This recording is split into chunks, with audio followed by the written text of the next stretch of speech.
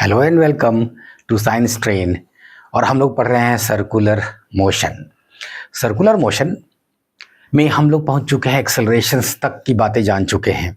और last lecture में हम लोग ओमेगा और वी की बातें तो सीखे ही, टाइम पीरियड फ्रीक्वेंसी की भी बातें किए, और एक्सेलरेशन जो कि एक्चुअल एक्शन वाली बातें हैं सर्कुलर मोशन के अंदर, वो हम लोगों ने पढ़ा। और एक्सेलरेशन में क्या क्या नाम आया जरा रिकॉल कीजिए।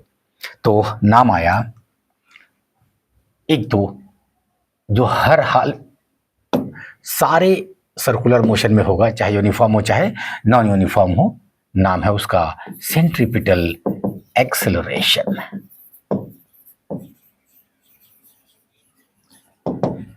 सेंट्रीपिटल एक्सेलरेशन जो मैग्नीट्यूड को बदल रहा होगा उसको कह देंगे टेंजेंशियल एक्सेलरेशन। टेंजेंट से नाम आता है, और आप जानते हैं कि टेंजेंट और रेडियस हमेशा एक दूसरे के परपेंडिकुलर होते हैं, जिस जगह का भी आप टेंजेंट लेंगे। तो टेंजेंशियल एक्सेलरेशन, और दोनों को मिला के नेट एक्सेलरेशन।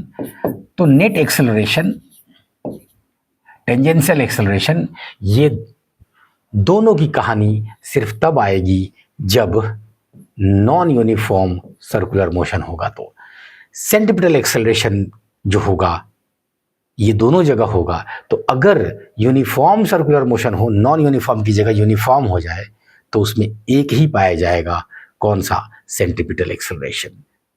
ठीक।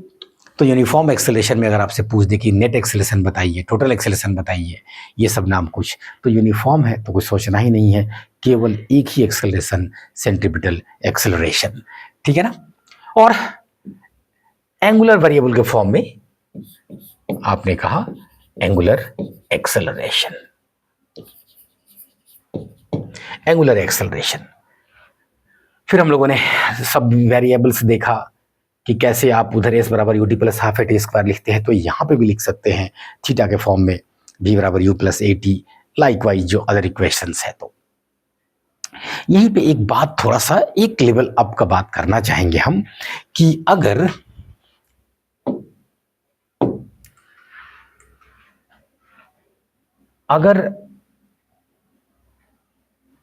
हम लोग ये जो सर्कुलर मोशन में बॉडी ने तय किया ये डिस्टेंस की भाषा में, और उसमें अगर हम लोग लिखना चाहे तब एस बराबर U T plus half A T square, हम एंगुलर के में जाके ही नहीं लिखना चाहे तब क्या? तो आप कहेंगे कि वो सब लागू होगा, बिल्कुल वही, क्या? बी बराबर u plus a t, s बराबर U T plus half A T square. ठीक है ना, लाइकवाइज। तो लेकिन अब अगर मैं कहूं कि ये जो आप मोशन इन वन डायमेंशन पढ़े थे, ये वो वाला नहीं है, ये सर्कुलर मोशन है। ठीक है ना। तो इसमें जो एक्सेलरेशन है, ये कौन वाला एक्सेलरेशन है? सेंट्रीपिटल एक्सेलरेशन है कि टेंजेंशियल एक्सेलरेशन है? तो ध्यान रखिएगा, ये इक्वेशन जब आप पिछले चैप्टर्स में डिराइव किए थे, तो ये केवल मैग्नीट्यूड के लिए किए थे। किसके लिए? केवल मैग्नीट्यूड के लिए ये इक्वेशन सब आप डिराइव किए थे। तो केवल मैग्नीट्यूड के लिए कौन सा एक्सेलरेशन आता है सर्कुलर मोशन में? Tangential acceleration. तो इसलिए अगर इसकी भाषा में हम नॉन यूनिफॉर्म सर्कुलर मोशन की बात करने जा रहे हैं, क्योंकि टेंजेंशियल एक्सेलरेशन तो केवल नॉन यूनिफॉर्म में आएगा, तो ये v बराबर u प्लस ए टी जो है ना, इसमें ये एक्चुअल में क्या हो जाएगा? ये जो a है ये basically tangential acceleration into time होगा। v equal to u plus a t ही है, लेकिन ये कौन वाला a है? तो टेंजेंशियल एक्सेलरेशन है, क्योंकि यही मैग्नीट्यूड चेंज कराएगा जिससे के लिए आप ये सब रिश्ता निकालते हैं। तो उसी तरह से एस बराबर U T plus half A T square में ए क्या होगा? Tangential acceleration. V square is equal to U square plus 2as में ए क्या होगा? Tangential acceleration. ठीक, सब कड़ियां एक दूसरे में बंध रही होंगी। अब आइए यहां पे, तब इनका नाम अब यहां पे क्या बोलेंगे? वहां पे बोलते थे फाइनल वेलोसिटी, इनिशियल वेलोसिटी, अब यहां पे अच्छा नहीं लगेगा बोलना, क्योंकि ये खाली मैग्नीट्यूड वाला इक्वेशन आप लिख रहे हैं। तो इसलिए क्या बोलेंगे, final speed, initial speed, time taken. उसी तरह से वहां पे ये इसको डिस्प्लेसमेंट कह दे रहे थे, अब कहेंगे नहीं distance, distance ut initial speed into time plus half tangential acceleration into time का स्क्वायर। इस तरह की बात कर रहे होंगे। तो ये वो डिस्टेंस, वो speed, final speed, initial speed, उसके भाषा में ये सब भी उतारा जा सकता है। क्लियर? तो जैसा कि एक बार फिर से आप फील कर लिए होंगे कि सर्कुलर मोशन को आप लीनियर वेरिएबल्स की भाषा में भी पढ़िए तो सारी बातें आती हैं, एंगुलर वेरिएबल्स की भाषा में भी पढ़िए तो सारी बातें आती है। ठीक। सेंट्रीपिटल एक्सेलरेशन चूंकि हमेशा रेडियस के एलोंग होता है, रेडियस के एलोंग होता है, तो उसका दूसरा नाम रेडियल एक्सेलरेशन भी है, तो घबराना नहीं है। ठीक। एक और नाम भी एक जगह मुझे मिला, नॉर्मल एक्सेलरेशन। ध्यान रखिएगा, नॉर्मल एक्सेलरेशन मैं बोल रहा हूं, टेंजेंशियल नहीं बोल रहा हूं। तो नॉर्मल एक्सेलरेशन का मतलब ये हुआ कि हमेशा टेंजेंट के नॉर्मल लग रहा है, मतलब पेरीफेरी के नॉर्मल लग रहा है, तो नॉर्मल एक्सेलरेशन भी नाम देते। तो किसका? सेंट्रीपिटल एक्सेलरेशन का। टेंजेंशियल का आमतौर पे एक ही नाम रखा जाता है। ठीक। तो जरा मुझे बताइए एक रिकैप के तौर पे कि यूनिफॉर्म सर्कुलर मोशन मैंने दे दिया। आया, चलिए दोनों को एक साथ मिला के करते हैं अलग अलग पैरामीटर्स में। मैं आपको दे रहा हूं अब कुछ नाम, कुछ फिजिकल क्वांटिटीज। आपको बताना है कि यूनिफॉर्म में और नॉन यूनिफॉर्म में किस में ये कांस्टेंट है और किस में चेंजिंग है। ठीक है ना? स्पीड, वेलोसिटी, एक्सेलरेशन, एक्सेलरेशन, ठीक है ना? ओमेगा मतलब एंगुलर वेलोसिटी, अल्फा, ठीक है ना? मोमेंटम, ठीक है? और चलिए फोर्स की भी बात कर लें यहीं पे, हालांकि पढ़ेंगे इसको बाद में, लेकिन मैं तो अभी बस जानना चाहता हूं कि आप जरा बताएं कि यूसीएम और एनयूसीएम में स्पीड का क्या कहानी है, वेलोसिटी का क्या कहानी है। चेंजिंग और वेरिएबल, कांस्टेंट या चेंजिंग बताना है, चेंजिंग मतलब variable. Speed uniform circular motion का डेफिनेशन ही है कि स्पीड को होना होगा कांस्टेंट और इसमें चेंज होना होगा मतलब वेरिएबल। वेलोसिटी एक बार सर्कुलर मोशन है, इसका मतलब बॉडी रास्ता से रास्ते में मुड़ रहा है। मुड़ना मतलब डायरेक्शन में चेंज, और velocity is a vector quantity direction में चेंज। तो जाहिर सी बात है कि दोनों में वो वेरिएबल है।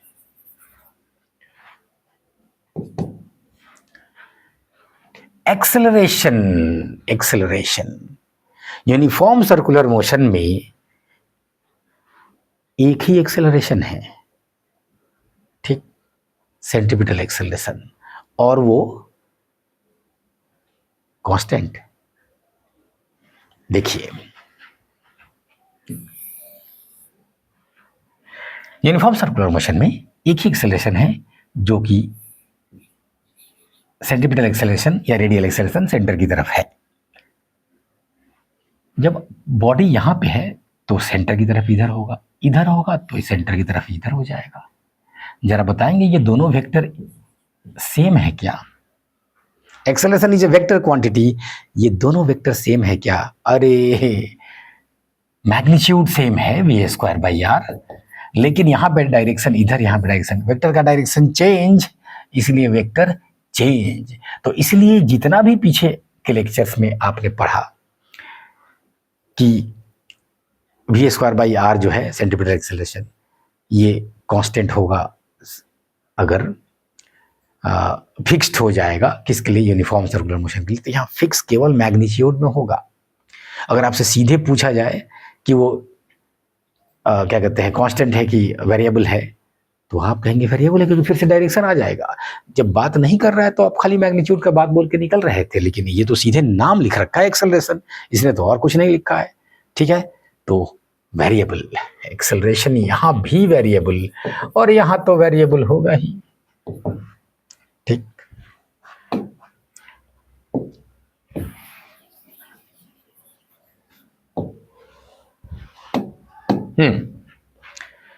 ओमेगा तय किया गया एंगल सेम होगा यूनिफॉर्म सर्कुलर मोशन में, कांस्टेंट, और यहाँ पे तेज होता जाएगा तो चेंज होता जाएगा, या धीरे होगा तो भी चेंज होगा।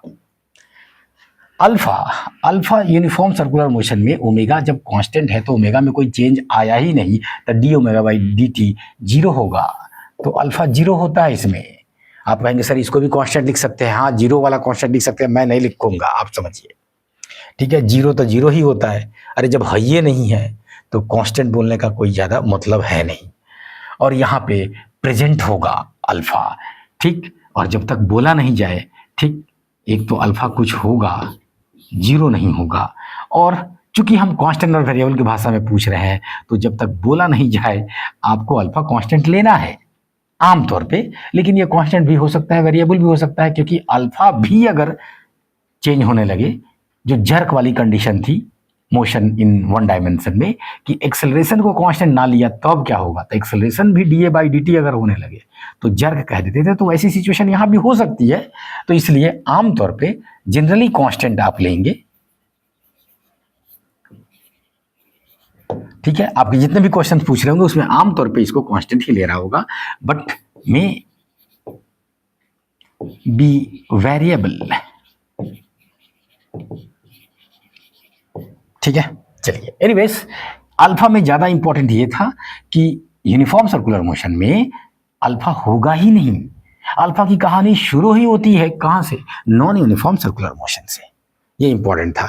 अब मोमेंटम, अब फोर्स में देखिएगा, इन्हीं सब कहानी में से इसका कहानी निकल के आ जाएगा। मोमेंटम क्या होता है, मास इनटू वेलोसिटी, डायरेक्शन किधर होता है, तो जिधर वेक्टर वेलोसिटी वेक्टर का डायरेक्शन होता है। ला mass is a scalar quantity, mass को खाली इसके साथ चिपका दिए हैं, तो जो कहानी वेलोसिटी का होगा वही मोमेंटम का होगा। मोमेंटम जिसको कि आप पी से दिखाते हैं, पी वेक्टर से, तो वही उसका होगा।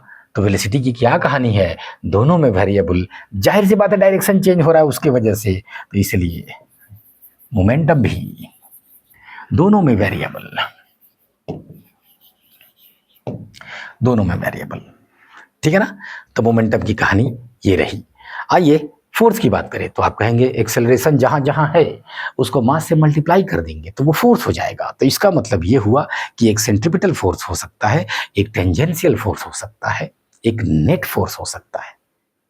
ठीक है ना, तो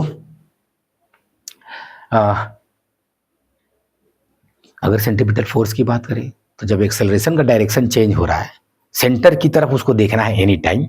ठीक, इधर है तो इधर, इधर है तो इधर, नीचे है तो ऊपर, अगर सेंटर की तरफ ही देखना है उसको हमेशा, तो अगर एक्सेलरेशन का डायरेक्शन चेंज हो रहा है तो फोर्स का डायरेक्शन भी चेंज होगा। इसलिए जो कहानी एक्सेलरेशन की वही कहानी फोर्स की है। एक्सेलरेशन की कहानी है दोनों में वेरिएबल, तो यहां भी हो जाएगा दोनों में वेरिएबल। ठीक है, तो इस तरह से हम लोग लास्ट में सारे टर्म्स को एक जगह मिला के देखे हैं। एक बाकी है, उसकी बात थोड़ी सी करें, पहले पढ़ाए आपको तब उसकी बात करेंगे। क्या, एंगुलर मोमेंटम की बात करने जा रहे हैं अब हम लोग।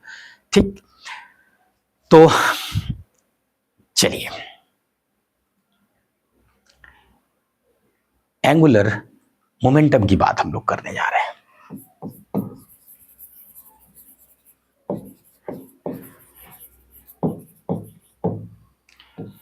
अच्छा, एंगुलर मोमेंटम से पहले थोड़ा सा कुछ क्वेश्चन एक दो प्रैक्टिस कर लिया जाए।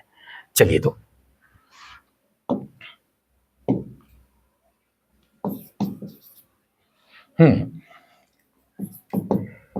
Find centripetal acceleration of A point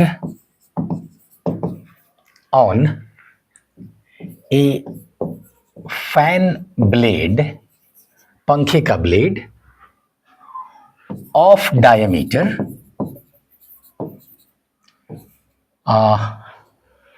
0 point कुछ ले लेते हैं 3, चलो 0.3 मीटर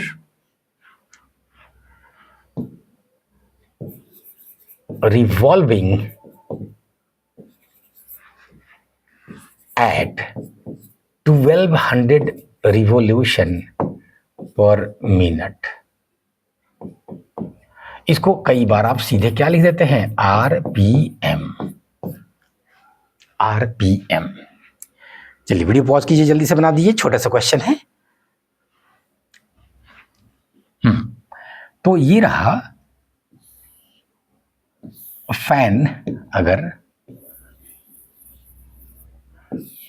और ये रोटेट कर रहा है ऐसे, डायमीटर दे रखा है तो हम रेडियस लिख देंगे, उसका आधा कर देंगे, 0.3/2 कर देंगे, ठीक है ना। और वो पॉइंट जो इतना दूर है उसकी बात कर रहा है, उसका AC पूछ रहा है, ठीक है ना। आप जानते हैं चेंज कर देंगे तो R चेंज हो जाएगा, तो AC बराबर V² होता है, वो चेंज हो जाएगा, ठीक है। ध्यान रखिए यहाँ पे R चेंज करते, चूंकि V भी चेंज हो जाएगा, इसलिए यहाँ पे बेस्ट क्या रहेगा इस्तेमाल करना, ω²R। अगर वो पॉइंट चेंज करते तब, अब पॉइंट चेंज किए नहीं है तो आपको जो सहूलत है वो कर लीजिए। अगर उसने स्पीड दे रखा है तो स्पीड से निकाल लीजिए, और अगर ओमेगा दे रखा है तो ओमेगा से, उसने ओमेगा दे रखा है, इसने तो पॉइंट फिक्स कर दिया। पॉइंट अलग अलग ले सकता था, ये भी कह सकता था। तो आपको देखना है कि जो कांस्टेंट है वो वाला पकड़ लीजिए, ठीक। कहीं पर भी जाइएगा ओमेगा कांस्टेंट होगा, सबके लिए सेम ओमेगा आएगा। कांस्टेंट का मतलब यहाँ पे सेम ओमेगा आएगा, तो इसलिए ये वाला ज़्यादा यूज करने के पीछे पड़े रहिए। खास करके जब रोटेशनल मोशन में हम लोग आएंगे तो वहाँ पे भी सबका अपना अपना भी होने लगेगा, तो इसलिए वहाँ पे ये ज़्यादा यूज कर रहे होंगे। तो अब सर्कुलर मोशन में भी जहाँ जहाँ मौका मिले इसको ज़्यादा पकड़िए। और ये तो खैर दे ही रखा है इस क्वेश्चन में यही वाला, तो आइए जल्दी से ω² कर दीजिए। पहले तो ओमेगा निकाल लीजिए। मैंने कहा कि एक रिवोल्यूशन में 2 पाई होता है, तो 1200 इंटू 2 पाई रेडियन, ठीक है ना। और पर मिनट मतलब 60, ये आ गया ओमेगा, ठीक। काट दीजिए।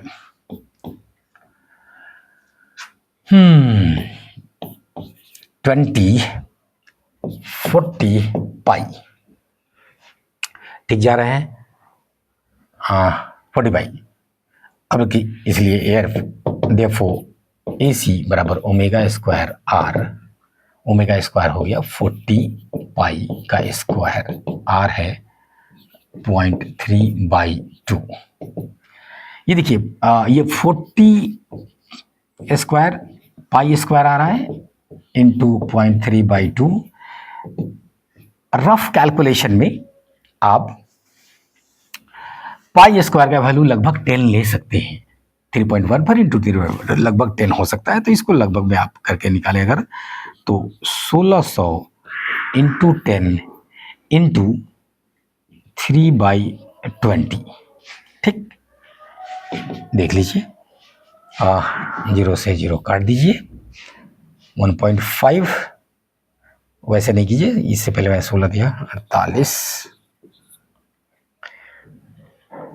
4800 divided by 2 is equal to 2400, ठीक है ना, metre per second square.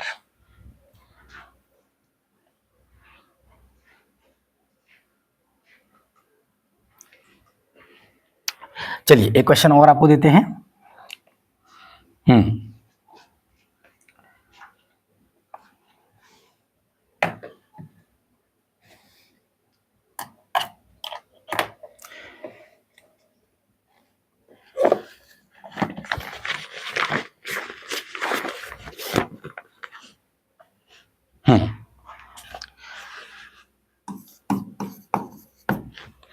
Question है कि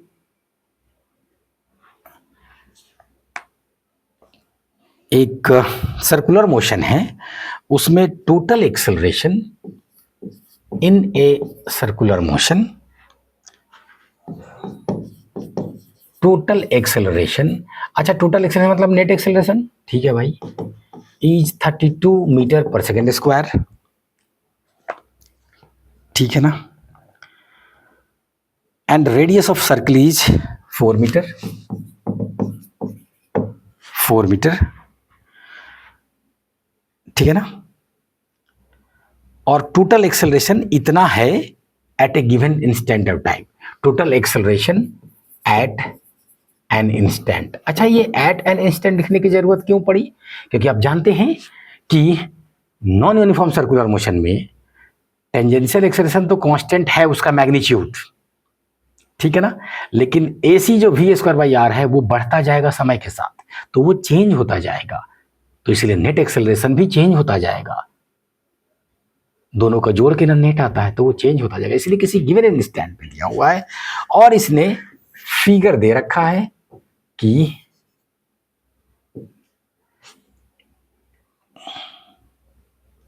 टेंजेंशियल और इसमें 60 डिग्री, ये ए नेट है यानी टोटल, और इधर AC, और यहां पे 60 डिग्री दे रखा है। पूछ रहा है स्पीड ऑफ द पार्टिकल, पूछ रहा है स्पीड ऑफ द पार्टिकल। जल्दी बनाइए, चलिए, तो ये जो नेट एक्सेलरेशन है जो कि दिया हुआ है, कितना दिया है? 32, ये कितना दिया है? 60,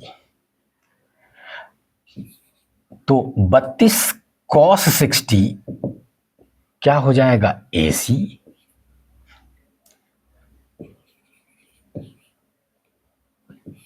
सिक्सटी डिग्री, ठीक है ना, और 32 sin 60 डिग्री ये क्या हो जाएगा? 80, ठीक।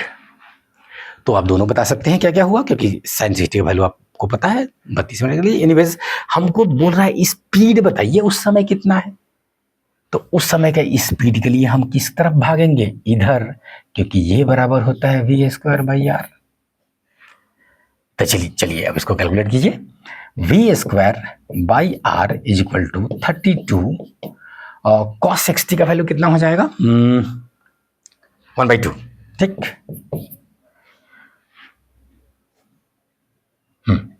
1/2, तो काटिए 16 v² is equal to 16 into r कितना दे रखा है? 4, 64, इसलिए v is equal to √64 is equal to 8 metre per second answer. तो ये जो स्पीड है जो 8 आया, ये उस इंस्टेंट का स्पीड है, और ये उस इंस्टेंट का कहा गया, ये उस इंस्टेंट का सेंट्रीपिटल एक्सेलरेशन है। ये दोनों आप जान रहे हैं समय के साथ चेंज होता जाएगा, क्योंकि टेंजेंशियल एक्सेलरेशन मौजूद है जो इसके मैग्नीट्यूड को चेंज करता रहेगा। यही है tangential acceleration. Rate of change of speed is called tangential acceleration, ठीक।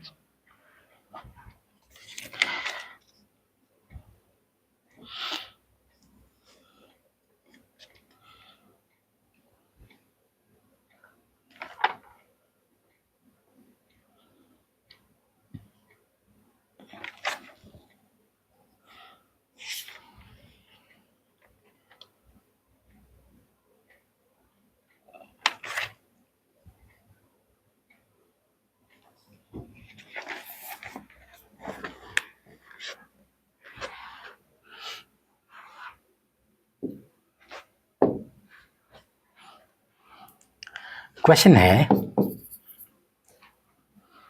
Angular position of a particle is given by theta 2t² + 2, जहाँ के थीटा रेडियन में है और t सेकंड में है, ठीक है पापा। Find average angular velocity in 2 seconds. Find average angular velocity in 2 seconds. ठीक है ना, ये है क्वेश्चन में। लेकिन मैं इसी के साथ एक और चीज जोड़ देना चाहूंगा, and instantaneous angular velocity at, जाओ 2 सेकेंड ही रहने देते हैं, ठीक है। 2 सेकेंड में कितना एवरेज है? अच्छा, इसका सीधा क्या मतलब होता है, इनको ऐसे पूरा लिखना चाहिए, average angular velocity 0 to 2 second के बीच, तब क्वेश्चन सही होगा। क्योंकि ये लिखा हुआ है सीधे कि 2 सेकेंड में बताइए, अरे तो कहां से कहां तक कहा, मुझे 2 सेकेंड का ड्यूरेशन लेना है। एवरेज निकालने का मतलब आपको टाइम का एक ड्यूरेशन लेना है, लेकिन आपको बताना पड़ेगा ना कि वो कहां से कहां तक वाला ले रहे हैं। तो नहीं बोले तो आमतौर पे ये माना जा सकता है कि ये कहां तक, 0 से लेके 2 सेकेंड वाला, वो एवरेज की बात कर रहा है। और इंस्टेंटेनियस टू की बात कर रहे। चलिए बढ़ते हैं आगे। ओमेगा बराबर, ठीक है ना, अगर एवरेज की बात करेंगे, ओमेगा एवरेज, तो आप कहेंगे delta theta by delta t, मतलब theta 2 minus theta 1 by T2 minus T1, यही है। चलिए, तो 0 से 2 सेकेंड में तो पहले थीटा 2 सेकेंड डालिए, तो 2 दूना 4, दूना 8 प्लस 2 10, माइनस 0 डालिए तो बच गया 2, और टाइम ड्यूरेशन कितना लेना है, तो 2 माइनस 0 इज 2, तो इसलिए ऊपर में 8, नीचे में 2, 4 ओमेगा लिख रहे हैं, इसलिए आप क्या लिखेंगे, रेडियन पर सेकेंड। लेकिन वही इंस्टेंटेनियस की बात कर रहा है, तो पहले ही आप डिफरेंशिएट करेंगे। ओमेगा इंस्टेंटेनियस के लिए D theta by D T करेंगे, इसका कर दीजिए, तो ये देखिए आगे आएगा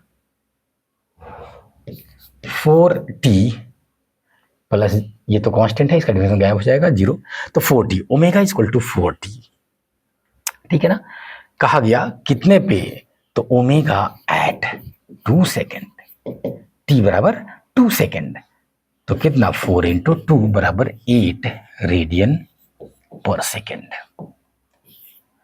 देख रहे हैं ना, क्वेश्चन में थोड़ी सी बात बदल देने से आंसर अलग अलग आ रहा है। 2 सेकेंड में एवरेज बताइए तो ये आया, दूसरे सेकेंड पर इंस्टेंटेनियस बताइए तो ये आया, ठीक है ना। एक बात और सिखाते चले आपको कि जब इस तरह से इक्वेशन दे दे तो एक कोशिश करनी है कि ये कैसा मोशन है। अगर एंगुलर वाला मामला है तो कैसा वाला मोशन है, मतलब कांस्टेंट है, वेरिएबल है, सिर्फ थोड़ा सोचने का आदत बनाइए, बिना पूछे भी, क्वेश्चन में नहीं पूछा है तब भी, ठीक। ये जरा देखिए, तो ओमेगा टाइम के साथ वैरी कर रहा है, तो क्या ये यूनिफॉर्म हो सकता है? नहीं। टाइम कुछ और तो ओमेगा कुछ और, ये नॉन यूनिफॉर्म है। एक और तरीके से देख सकते हैं कि अगर यहाँ पे अल्फा करते तो D omega by D T करते, इसको एक बार और करते तो ये 4 बच जाता, तो alpha number 4 is a constant, तो अल्फा कांस्टेंट किसमें होता है? नॉन यूनिफॉर्म में, ठीक है ना। वो यहां से भी दिखना चाहिए आपको कि टाइम के साथ वेरी कर रहा है ये, ठीक। ये ऐसा मोशन है। वही यहां पे थीटा में टी पे अगर पावर 2 नहीं रहता, सिर्फ टी रहता, तो ये टी अगले में आते खत्म हो जाता, मतलब ओमेगा कांस्टेंट हो जाता, मतलब वो यूनिफॉर्म सर्कुलर मोशन हो जाता। ठीक जा रहे हैं? समझ रहा है सब? चलिए देखते हैं, क्वेश्चन एक और लेते हैं, या फिर आपको थोड़े से कॉन्सेप्ट वाली बातें अब कर दे।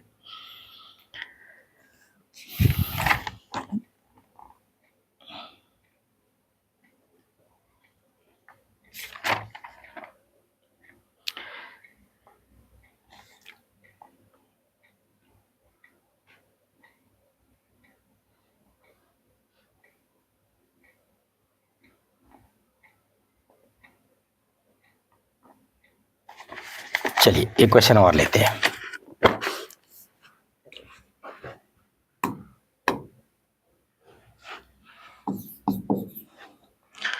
The speed of a particle moving in a circle of radius r, r दे दिया,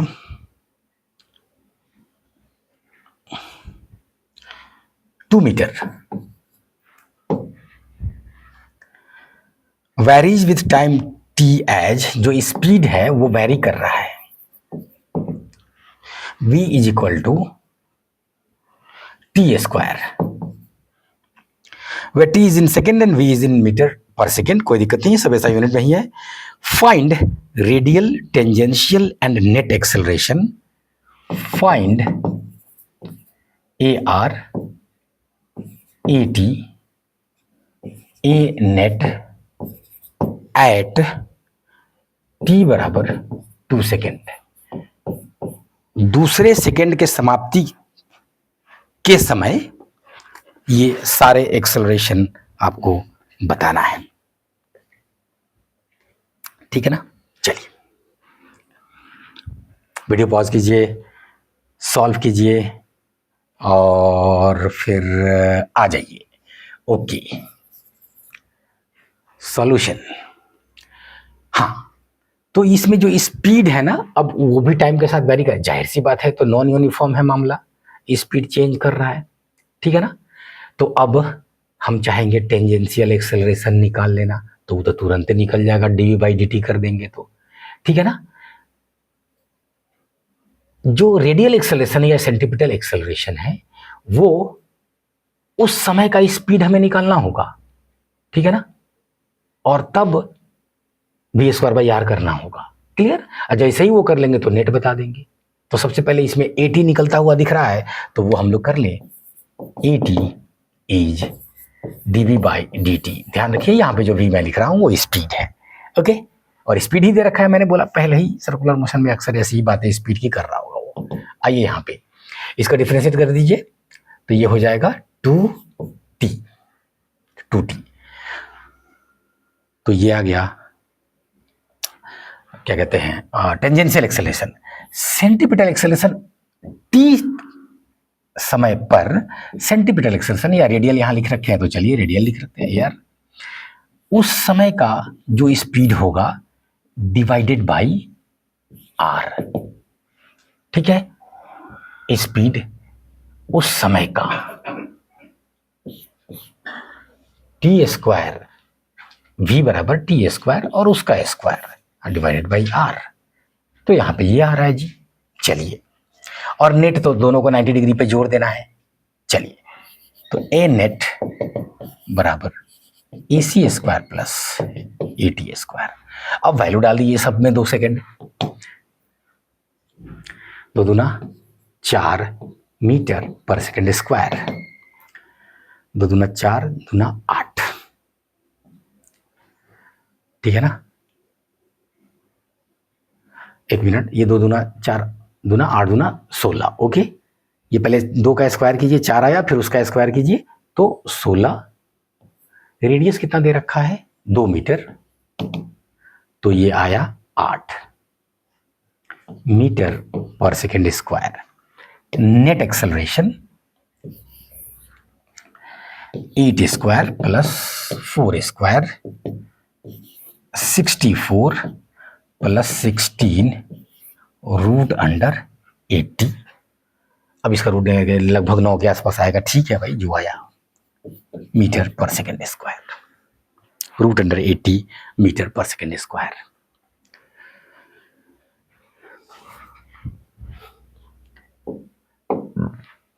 एंगुलर मोमेंटम की चर्चा करें, ये बहुत इंपॉर्टेंट कॉन्सेप्ट है, जिसकी चर्चा तो यहाँ हम शुरू कर रहे हैं, लेकिन ये रोटेशनल मोशन में थोड़ा और डिटेल में आएगा, और थोड़ा थोड़ा तो कहीं भी आ सकता है, प्रोजेक्टाइल मोशन में आ सकता है, किसी चीज में आ सकता है, ठीक है ना। जो रोटेशनल मोशन वाली चीजें हैं, जो कि इनमें से कई है जो पढ़ रहे हैं आप, तो सर्कुलर मोशन में क्या होता है कि पार्टिकल सर्कुलर पाथ पे चल रहा है, सेंटर फिक्स हो गया, सेंटर पे एक्सिस होगा, बात खत्म। लेकिन रोटेशनल मोशन किसी रिजिड बॉडी का होगा जिसके पास शेप और साइज है, और वो रोटेट जब कर रहा है तो आपको बताना होगा कि वो किस एक्सिस के अलोंग रोटेट कर रहा है, क्योंकि यही पेन यहां से बीच से भी रोटेट कर सकता है, तो यहां एक्सिस हो गया, ये देखिए। यहां एक पॉइंट से भी रोटेट कर सकता है, तो एक्सिस इसके एक एंड पे आ गया। सर्कुलर मोशन में ये आपको कहने की जरूरत नहीं पड़ती है आमतौर पे, क्योंकि सेंटर एक होता है, बात खत्म, सेंटर पे एक्सिस है। लेकिन यहाँ पे देख रहे हैं ना, सेंटर पे हो सकता है, किनारे में हो सकता है, बीच में कहीं भी हो सकता है, कहीं भी हो सकता है। ठीक, तो ये इस वजह से जब रोटेशनल मोशन वाली चीजें आएंगी तो अक्सर उसमें लिखते समय एक्सिस क्लियर होना चाहिए, और कई बार उसका नाम बोलना पड़ता है। फॉर एग्जाम्पल, एंगुलर मोमेंटम जो है वो किसके एलोंग ले रहे हैं, ठीक, ये बोलना पड़ता है। एक बार फिर से, सर्कुलर मोशन में बोलने की बार बार जरूरत नहीं पड़ेगी, क्योंकि बिना बोले आपको समझ जाना है कि किसके एलोंग, तो एक्सिस सेंटर पे होता है, बात खत्म। ठीक, एनीवेज चलिए लेते हैं यहां पे। सबसे पहले जो डेफिनेशन है आपको बोलना है कि एंगुलर मोमेंटम जो है ये डिफाइन होता है आर क्रॉस पी से। ये आप नहीं भूल सकते हैं, आपको इतना बोलना पड़ेगा, क्योंकि यहीं से डिफिनेशन आता है एंगुलर मोमेंटम का। कहानी अभी और आगे भी जाएगी, जब मोमेंट ऑफ इनर्शिया आएगा वहां सब आएगा, वो सब ठीक है, लेकिन अभी आपको इतना बोलना है। पी क्या है? Linear momentum. तो आप जानते हैं लीनियर मोमेंटम उधर ही होगा जिधर वेलोसिटी वेक्टर है, वेलोसिटी वेक्टर है, और आर रेडियस वेक्टर है, रेडियस वेक्टर है। क्लियर? जरा डायरेक्शन बताएंगे, आर क्रॉस पी का डायरेक्शन किधर होगा? तो आर क्रॉस पी का डायरेक्शन बाहर, अगर आप एंटी क्लॉकवाइज ले रहे हैं तो एक बार फिर से वही कहानी जो फर्स्ट लेक्चर में बात हुई थी डायरेक्शन का। ठीक, अगर नीचे की तरफ रहता तो ऐसे होता पॉजिटिव डायरेक्शन, जिधर अंगूठा जाएगा उधर पॉजिटिव डायरेक्शन होगा। एक बार फिर से याद कीजिए तब कि डायरेक्शन की बात अगर आए तो थीटा, ओमेगा, अल्फा और अब एल भी आया। ये सब के सब क्या है? ये सब के सब एक्सियल वेक्टर्स हैं, एक्सियल वेक्टर्स है। इनका डायरेक्शन एक्सिस के लॉन्ग है, एक तरफ पॉजिटिव तो दूसरी तरफ निगेटिव। एनीवेज यहां ये अगर मैग्नीट्यूड की बात करें तो आप कहेंगे R P sine theta, sine theta. अच्छा, मैग्नीट्यूड लिखते समय कोई आर पी साइन थीटा लिखे तब, या कोई पी आर साइन थीटा लिखे तब, आर साइन थीटा लिखे तब। अगर ये सर्कुलर मोशन है तो ये थीटा जो है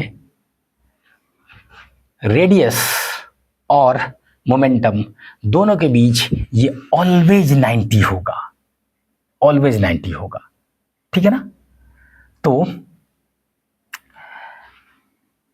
theta is equal to 90 degree always in circular motion. तो कोई दिक्कत ही नहीं है, साइन 91 होता है, तो इसलिए एल बराबर पी आर या आर पी लिखिए, जो कीजिए, पी का वैल्यू आप डाल दीजिए एम वी आर। तो ये बहुत फेमस रिलेशन है जो आप एटॉमिक स्ट्रक्चर में भी पढ़ रहे होते हैं, angular momentum M V R, angular momentum M V R. लेकिन चूंकि मैंने कहा कि कहानी इसके अंदर और भी है, ये तो पॉइंट ऑब्जेक्ट था जो सर्कुलर मोशन कर रहा था, तो आपके लिए बहुत आसान हो गया। अगर ये डिस्क होता, सिलेंडर होता, ये पेन होता, कुछ और होता, तो जिस का एंगुलर मोमेंटम लिख रहे हैं इसमें कई पॉइंट मासेस आ सकते हैं, तो जिस पॉइंट मास का आप लिख रहे हैं उसका मास, उसका आर, और वहां से बनने वाला थीटा वो लेना होगा, और वो थीटा हमेशा 90 हो, ये जरूरी नहीं है, नहीं है। तो जब अगर वो 90 नहीं है तो ये आर साइन थीटा आप देखेंगे तो क्या होगा ये, तो देखिएगा जरा। मान लीजिए कि ये एक्सिस है, ये एक्सिस है, और कोई बॉडी इधर एमवी से जा रहा है, तो देखिएगा जरा,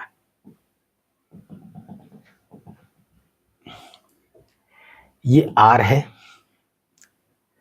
और ये जो एंगल बन रहा है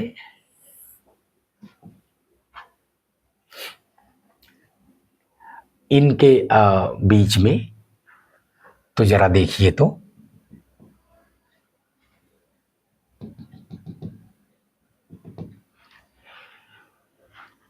अगर ये आर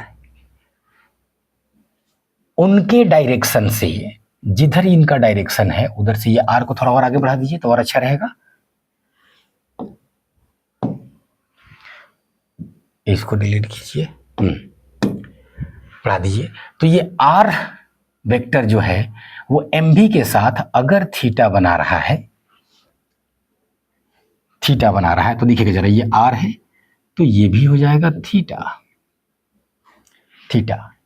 तो जरा बताएंगे आर कॉस थीटा किधर आएगा, इधर आएगा। आर साइन थीटा किधर आएगा, तो ये आएगा।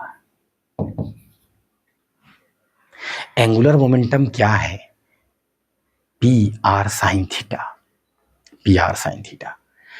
तो ये जो आर साइन थीटा है वो मोमेंटम के डायरेक्शन में उसका जो लाइन है उसको पीछे की तरफ जब आप बढ़ाते हैं तो एक्सिस से क्या हो जाता है, परपेंडिकुलर हो जाता है। देखिए परपेंडिकुलर हो गया। ठीक से सुनिएगा, चूंकि ये सब जब आप रोटेशन पढ़ेंगे तो उस समय मैं खुद रिकमेंड करूंगा कि एक बार आप आए, सर्कुलर मोशन पूरा देखें, तब रोटेशन पढ़ने में ज़्यादा मजा आएगा। ये सब चीज़ें वहाँ पे आएंगी, थोड़ा और नए रूप में कुछ और कॉन्सेप्ट जुड़ेंगे। ठीक है, तो जरा बताइए यहाँ पे क्या हो जाएगा। ये आर साइन थीटा एक्सिस से परपेंडिकुलर डिस्टेंस है। बस यही हम कह रहे थे कि ये परपेंडिकुलर डिस्टेंस का आप बात पकड़ लीजिएगा, फटाफट भारी से भारी क्वेश्चन बनाते चले जाइएगा। ठीक है, एक तो ये बात है।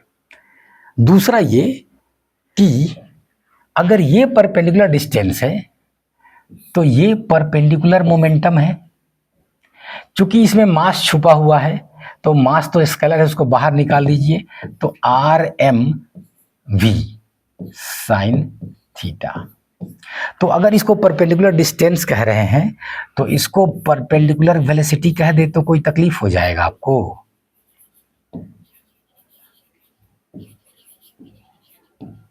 तो ध्यान रखिएगा, या तो आप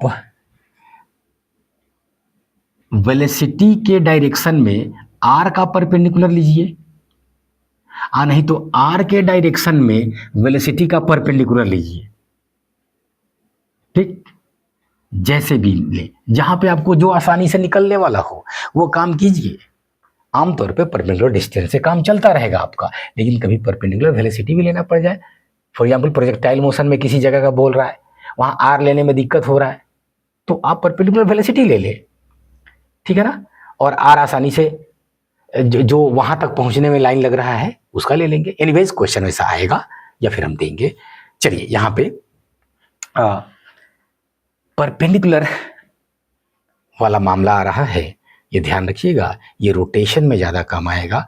यहाँ पे चूंकि कोई और एंगल है ही नहीं, चाहे बॉडी सर्कुलर मोशन में कहीं भी है, तो इसलिए साइन 91 होगा। इसलिए सर्कुलर मोशन में एंगुलर मोमेंटम इज mvr।